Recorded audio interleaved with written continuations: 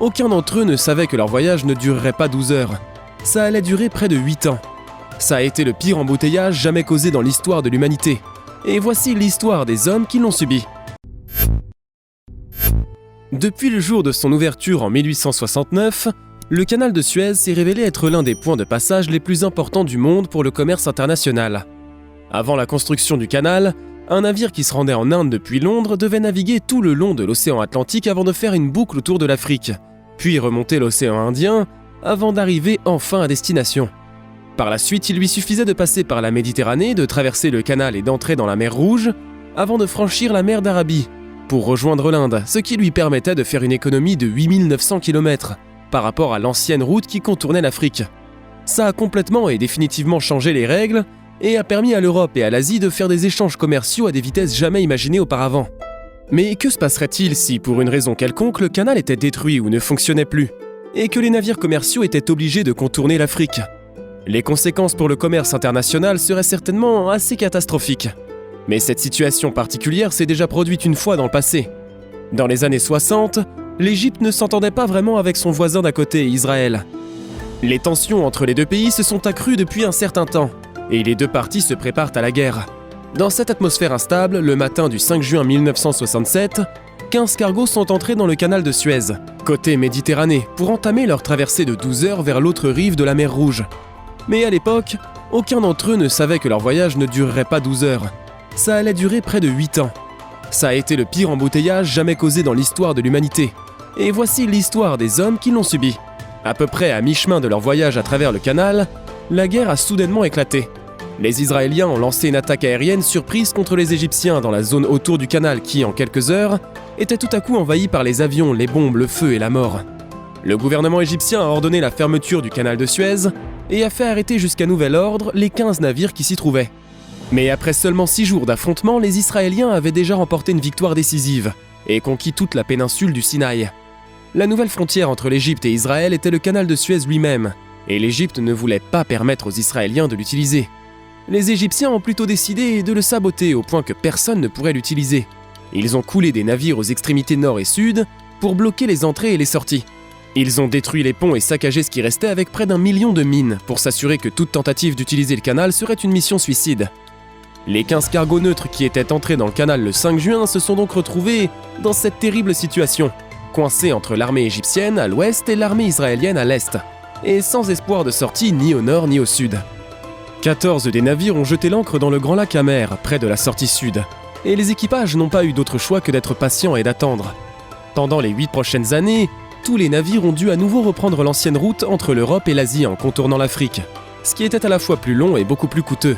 En conséquence, le coût des marchandises dans le monde entier a augmenté et les accords commerciaux de certains pays ont été complètement bouleversés, en particulier ceux situés en Asie du Sud-Est ou en Afrique de l'Est. Prenons l'exemple du Soudan et de l'Italie. Si le canal était ouvert, les navires pourraient juste parcourir une courte distance directe entre le port Soudan et Naples, en traversant l'Égypte. Mais avec une fermeture du canal, les navires devraient parcourir une distance extrêmement longue en longeant la mer Rouge, l'océan Indien, la pointe sud de l'Afrique, toute l'Atlantique, en passant par le détroit de Gibraltar, puis la Méditerranée, avant d'arriver au port et de recommencer tout le processus pour rentrer, pendant que le monde extérieur se débattait avec de nouveaux défis logistiques comme c'était le cas pour les 15 navires et leur équipage abandonnés dans le canal. Sur les 14 prises au piège dans le Grand Lac Amer, il y avait 4 Britanniques, 2 Allemands, 2 Suédois, 2 Polonais, un Français, un Bulgare, un Tchécoslovaque et un Américain. Lorsqu'il est devenu évident après des mois et des mois d'immobilisation dans le No Man's Land entre 2 armées hostiles qu'il pourrait y rester un certain temps, les équipages et les compagnies des 14 navires ont décidé de se regrouper en 3 groupes. Ils ont renvoyé la plupart des marins chez eux et ont laissé un petit équipage réduit de 10 hommes pour chacun des 3 groupes, pour assurer la maintenance des navires, dans l'espoir qu'ils réussiront un jour à partir. De toute évidence, personne ne voulait gaspiller sa vie éternellement sur un navire. Les compagnies ont donc commencé à faire alterner ces équipages réduits avec une nouvelle équipe de 10 hommes tous les 6 mois. Et bien qu'ils soient issus de camps opposés de la guerre froide, les équipages des 14 navires sont devenus amis au cours de leur déploiement de 6 mois, liés par la situation ridicule dans laquelle ils se trouvaient. Des services religieux étaient organisés tous les dimanches sur le navire allemand. Des soirées cinéma étaient régulièrement organisées par les Bulgares. Les Suédois organisaient des soirées piscines, l'équipage français un jardin partagé et les Britanniques des matchs de football sur leur plus grand pont, et des courses de canots de sauvetage sur le canal. Ils ont même célébré leurs propres Jeux Olympiques du Lac Amer en 1968. Les Polonais remportaient le plus grand nombre d'épreuves. Des groupes de raids venus d'Égypte et d'Israël se glissaient de temps en temps parmi eux pour obtenir des renseignements de leurs ennemis. Et au fil des ans, le sable du désert a recouvert tous les navires d'une couche épaisse et profonde, ce qui leur a valu le surnom de flotte jaune. 6 ans après leur isolement, en 73, la guerre a de nouveau éclaté autour d'eux. Cette fois, c'est l'Égypte qui a lancé une attaque surprise contre Israël avec la Syrie. L'armée égyptienne a traversé le canal et s'est enfoncée profondément dans le Sinaï, avant d'être stoppée par les Israéliens, qui ont alors contre-attaqué et repoussé les Égyptiens jusqu'au canal. Une roquette israélienne perdue a frappé et coulé un navire américain immobilisé. Une semaine de combat, acharné à travers le canal, avec de lourdes pertes des deux côtés, s'est finalement conclu par un accord de cessez-le-feu qui a abouti à une paix définitive entre les deux parties. L'Égypte et Israël ont ensuite commencé à retirer leurs groupes de la frontière du canal. Mais après 6 longues années de conflits et de blocages, le canal de Suez n'était plus qu'un amas de navires, d'équipements, d'artillerie et de mines échouées.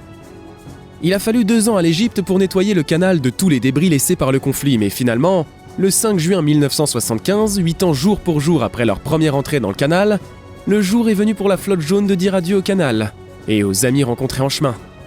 Le canal de Suez a finalement été rouvert.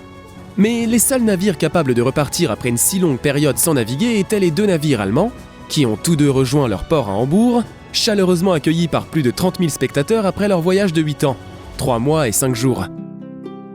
Israël a rendu tout le Sinaï à l'Égypte, et l'Égypte est devenue le premier pays arabe à reconnaître officiellement l'État d'Israël. La paix a enfin été rétablie et après 8 ans de paralysie, l'impasse a été débloquée et le plus long embouteillage de l'histoire de l'humanité a enfin pris fin. Dans le même esprit, toute personne qui a été au sommet de quelque chose sait que pour y rester, il faut s'améliorer constamment et évoluer radicalement dans la vie. Des événements peuvent se produire subitement après 8 ans d'inaction.